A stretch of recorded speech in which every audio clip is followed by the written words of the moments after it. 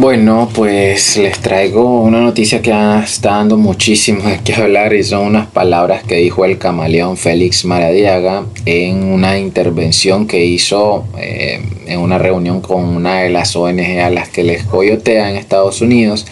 Entonces ahí hay una parte como de 2-3 minutos en donde critica abiertamente y directamente el falso diálogo del 2018. Entonces primero decirles que aquí esto es súper extrañísimo. Maradiaga en toda su trayectoria política desde el 2018 hasta la fecha, es decir, en 6 años, es la primera vez que critica abiertamente y directamente el diálogo nacional del 2018. Entonces esto es extraño, ahí está pasando algo. Seguramente los patrocinadores de Maradiaga están cambiando de opinión con todo esto de los diálogos por lo que está sucediendo en Venezuela. Eso es lo primero que se me viene a la mente. Y la segunda noticia que les traigo, que prácticamente es simultánea, que mientras Maradiaga criticaba el diálogo, ahí en esa intervención que hacía, otros activistas, opositores, otros pseudo opositores estaban defendiendo el diálogo. Entonces, por un lado vemos que, digamos, uno de los buques insignias que tienen muchos dentro de la oposición, que es Maradiaga, él es, digamos, uno de los abanderados de la ONG, el ungido de las ONGs. Entonces, él critica abiertamente el diálogo. Entonces, eso por sí solo es extraño. Pero por otro lado vemos que otros defienden el diálogo. Entonces aquí hay un cortocircuito gigantesco, enorme, que ya se los voy a dejar, porque no solo les traigo mis palabras. Les dejo esos par de videos y después venimos a analizarlo. Rebelión de abril, pero también señalar quizás algunos procesos que se pueden mejorar e incluso desaciertos que no se pueden repetir. Y dado que a posteriori todo es claro, o más claro, esa lista de desaciertos son abundantes. No entraré en detalles en esto, pero es imposible mencionar con claridad de que esos cuestionamientos que enfatizan la capacidad de consolidar una coalición robusta son ciertos y hay que aceptarlos de manera autocrítica. Que la crítica de pensar que la dictadura se le puede sacar con diálogo, hay que aceptarlo autocríticamente y decir que eso fue también un desacierto. No solo la forma en que se estructuró el diálogo, sino en la manera en que la comunidad internacional no logró hacer cumplir a la dictadura del pliego de peticiones que se llevaron a ese diálogo. También hay que señalar con claridad que primaron los intereses económicos de ciertos sectores corporativistas del país para la búsqueda de una solución rápida, para la búsqueda de enfriar las calles, para la búsqueda de desmovilizar la rebelión cívica. Y a los que demandamos más presión, como por ejemplo un paro nacional, se nos acusó de extremistas y se nos acusó de insensatos. Y yo estoy claro que por un lado teníamos una pistola puesta en la cabeza por parte del régimen y por otro lado una comunidad internacional presionando más a los opositores que al mismo régimen. Y quiero recordar, quizás lo hubiese hecho con un tono diferente, pero me arropaba la indignación en ese momento, el 3 de mayo del 2018, cuando en un diálogo público con el secretario Almagro, cuando insistió él de que la oposición tenía que sacar a Ortega por la vía electoral, mis respuestas fueron estas. Estas son las palabras exactas y cito: si la comunidad internacional no nos va a acompañar al pueblo de Nicaragua en nuestra lucha por sacar a Ortega, les responderé con un adagio común en mi país: si no nos va a ayudar, no estorbe. Y es que en los primeros meses de esa rebelión quedó claro que la comunidad internacional no sabe cómo sacar a los nuevos dictadores, a los dictadores 2.0, que se arropan de algunas apariencias de institucionalidad, que los instrumentos y tratados internacionales no saben cómo lidiar con estas dictaduras satélites financiadas por China y por Rusia, financiadas. Que pudo hacerse mejor durante estos días de intento de salida a través del diálogo nacional, la agenda y la presión en las calles? Mira, yo creo que uno no puede ser profeta del pasado, ¿verdad? O sea, yo creo que nos corresponde estudiar lo que pasó en el 2018, estudiar lo que pasó en el diálogo del 2019 y no latigarnos. La verdad es que se hizo en ese momento lo que era posible hacer. O sea, recordemos que era un Estado fallido, un Estado destruido, un Estado sin institucionalidad, sin interlocutores. El gobierno no tenía interlocutores.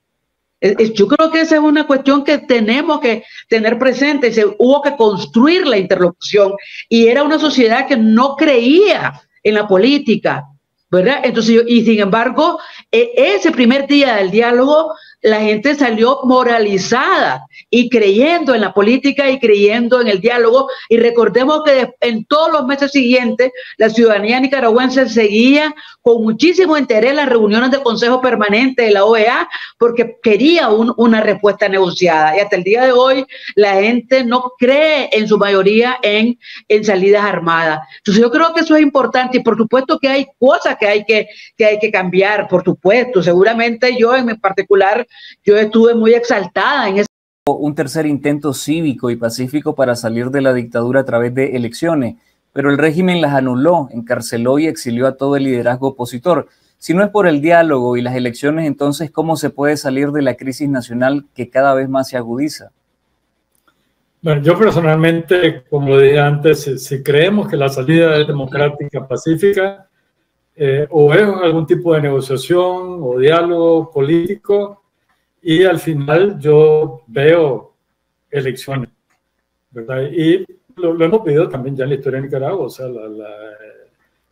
las elecciones donde salió electa doña Violeta fue para ponerle fin a una guerra terrible, sangrienta, y la mayoría de los conflictos termina luego por la vía electoral. Obviamente, con las elecciones que tenemos en Nicaragua del pasado, de elecciones con Ortega, pues la primera tarea es que tiene que haber una fuerza política organizada, unida, cohesionada, ¿verdad? Para enfrentar a un régimen que sabemos que no quiere salir por las buenas del poder, que va a hacer todo lo posible para robársela y que por lo tanto tiene que tener enfrente una fuerza organizada, no solo para tener las mayores garantías posibles dentro de las condiciones que pueda dar una dictadura tan brutal, sino para que si se llega a elecciones y se las roban, como podría ser de esperar, pero se tengan los mecanismos para poder denunciar eso claramente y que esas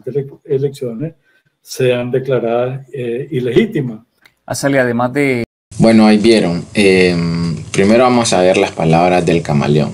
Vean, el camaleón critica a la comunidad internacional, pero ¿y por qué no la criticó allá por el 2018 a finales, cuando fue un fracaso toda la intervención de la comunidad internacional?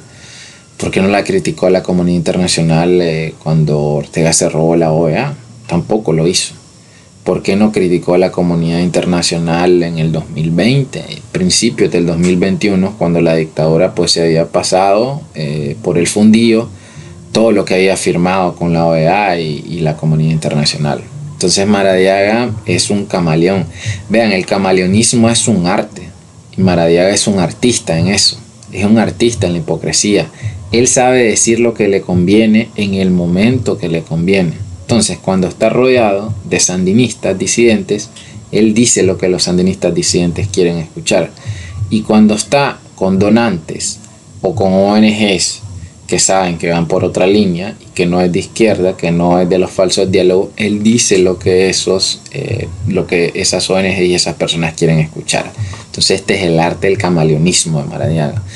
También dice que fue un desacierto, que a la dictadura se le podía sacar con un diálogo, que fue un error dialogar con Ortega, pero esto no es nada nuevo. Maradiaga no está descubriendo el agua tibia, no está descubriendo el agua helada. Esto, decenas de miles de nicaragüenses por años venimos con esta campaña de criticar al falso diálogo del 2018, que siempre hemos dicho que el diálogo solo sirvió para oxigenar a las fuerzas de la dictadura sandinista. Esas 3 semanas del diálogo, porque el diálogo no solo fue lo que se transmitió, sino el tiempo que duró en, digamos, en ejecutarse, en organizarse. Entonces fueron 3 semanas que el régimen usó para reorganizarse, porque mientras esos pseudoactivistas estaban tranquilamente dialogando con Ortega, el tirano seguía masacrando personas en las calles. Entonces esa cruz nunca se la van a poder quitar. Se van a morir y les seguiremos recordando a estos pseudoactivistas, que mientras ellos estaban sentados ahí, riéndose ante las cámaras, dando su mejor pose, a inocentes, la guardia sandinista, el ejército sandinista, la policía sandinista masacraba en las calles. Ellos tienen sangre derramada también en sus manos. A ver, otra cosa que dice el Camaleón es que la comunidad internacional no sabe cómo derrocar a las nuevas dictaduras o a los nuevos dictadores 2.0. Pero si eso ya lo sabemos. No han sabido cómo sacar a Maduro, no han sabido cómo sacar a Díaz-Canel, mucho menos a Ortega. Entonces no es nada nuevo. Lo único que me indica esto es que a Maradiaga pues les están haciendo cambio de señas todos sus patrocinadores. Y ahora vamos con los sandinistas disidentes. Vean, en el programa del Confidencial, si no saben quiénes eran esos, la vieja que estaba ahí con la papá de don Francisco se llama Celia Solís. Ella era una coronela del ejército. Ella es piricuaca de pura cepa. Estuvo en el ejército sandinista. El otro es un catedrático sandinista, Ernesto Medina, me parece que fue rector de la UAN. Corríjanme si no es esa, pero sí, supuestamente es un intelectual más y un erudito sandinista más. Y el otro pues es un monigote que ocupan solo para llenar espacios, que se llama Max Cerezo. Supuestamente es un líder universitario, líder estudiantil eterno. Ya están como los de UNEM. Entonces vean, ¿qué dice la coronela, la Celia Solís, la piricuaca? Dice ella que no pueden ser profetas del pasado y que no se pueden seguir dando latigazos. Es que esta gente aplica la misma. O sea que borrón y cuenta nueva. Ya las caballadas que hicieron, las brutalidades, las bestialidades, los horrores que hicieron, pues que ya se olviden y que no se los recuerden.